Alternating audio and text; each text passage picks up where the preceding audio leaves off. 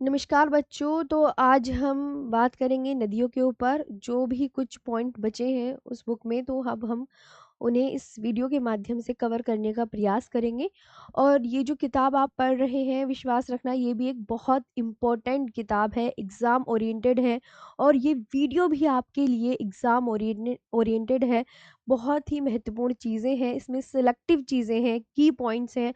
आपको इसमें सभी की पॉइंट्स मिलेंगे। मतलब एक तरीके का निचोड़ है कि जो एग्ज़ाम ओरिएंटेड हो सकता है वो हम यहाँ पर आपके लिए लेकर आए। तो आज हम नदियों के विषय में बात कर लेते हैं। सबसे पहले लंबाई, जो कि बहुत इम्पोर्टेंट है। देखिए, सिंधु की लंबाई कितनी है? 3180 किलोमीटर। गंगा की लंबाई 2525 किलोमीटर है। ब्रह्मपुत्र की लंबाई 2900 किलोमीटर। महानदी की लंबाई 858 किलोमीटर।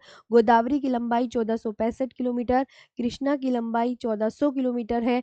कावेरी की लंबाई 800 किलोमीटर है। और नर्मदा की लंबाई 1312 किलोमीटर है।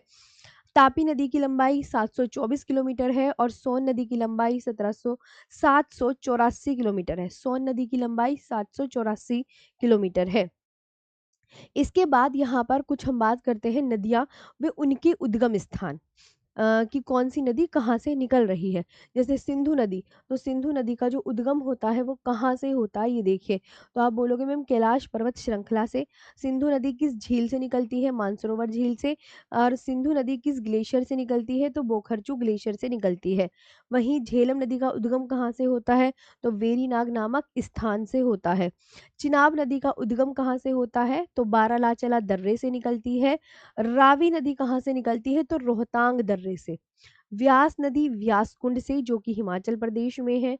और सतलुज नदी कहाँ से निकलती है? तिब्बत की राकसताल झील से निकलती है। ब्रह्मपुत्र नदी का उद्गम, ब्रह्मपुत्र नदी का उद्गम अगर पूछे किस झील से, तो मानसरोवर झील से।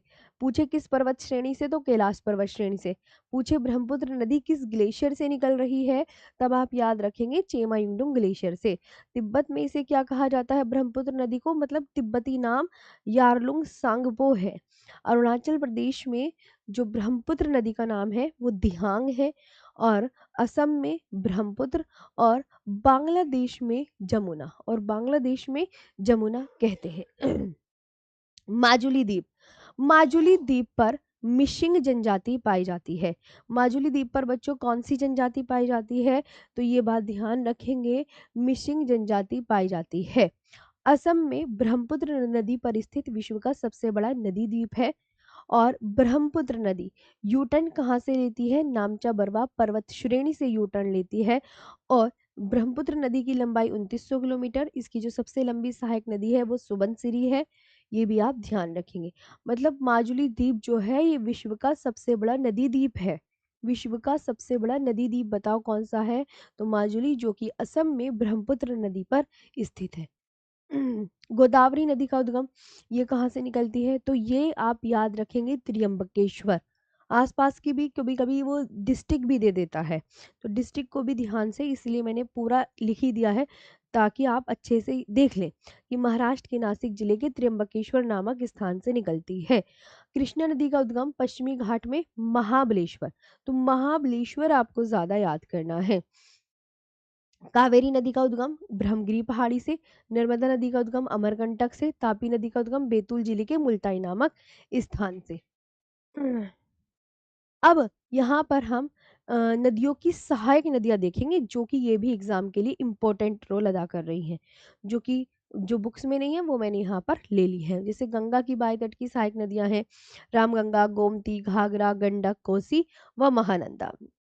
गंगा की दाएं तट की सहायक नदियां हैं यमुना, सोन, कर्मनाशा और पुनपुन। यमुना की सहायक नदियां बहुत इंपॉर्टेंट चंबल, सिंध, बेतवा, कैन, टोन्स और हिंडन। चंबल नदी की सहायक नदियां बनास, शिप्रा, काली सिंध व पार्वती। दामोदर नदी की सहायक नदियां ब्राकर, कोनार, बोकारो व जमुनिया।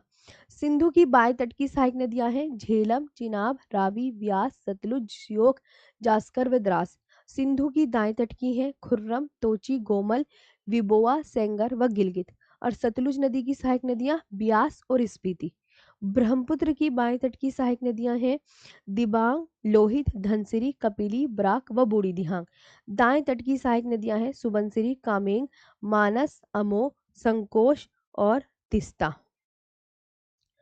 गोदावरी की सहायक नदियां प्राणहिता, पूर्णा, पैनगंगा, वैनगंगा, वर्धा, मंजीरा, इंद्रावती, मनेर, सबरी व परवरा।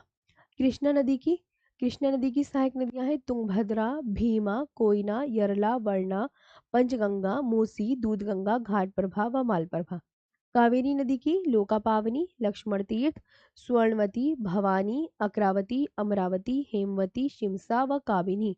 नर्मदा नदी की शेर, दूधी, शक्कर, तवा, बरना, गंजाल, ओरसंग व बंजर। और तापी की सहायक नदियां हैं पूर्णा, वघूर, गिरना, बोरी, पांझर, अनेर व मोरना। तो यहाँ पर कुछ नदियों के विषय में